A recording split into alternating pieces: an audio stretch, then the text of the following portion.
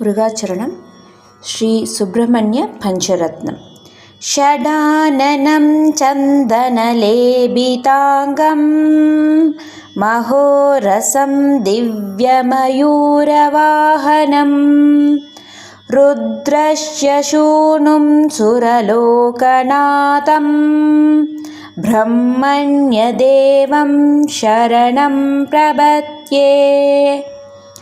జాజ్వల్యమానం సురబృందవంద్యం కుమారతారాతడమందిరస్థం గంధర్పరూపం గమనీయగాత్రం బ్రహ్మణ్యదేవం శరణం ప్రపద్యే.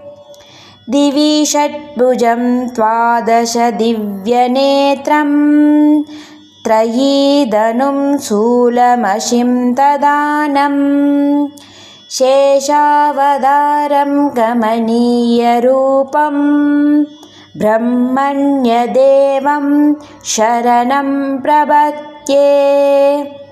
శురారిఘోరాహవశోభమానం శురోత్తమం శక్తిధరం కుమారం శుదారసఖ్యాయుధశోభిహస్తం బ్రహ్మణ్యదేవం శరణం ప్రపద్యే. ఇష్టార్థసిద్ధిప్రదం ఈశపుత్రం ఇష్టానతం భూషురకామధేనుం గంగోద్భవం సర్వజనానుకూలం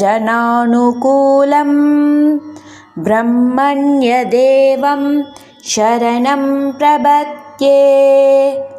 యశ్లోకపంచకమిదం పఠేత్తిహ భక్త్యా బ్రహ్మణ్యదేవ వినివేశితమానసన్ ప్రాప్నోతి భోగమఖిలం భువి యత్యదిష్టం అంతే స గచ్చతి ముదా కుహసామ్యమేవ.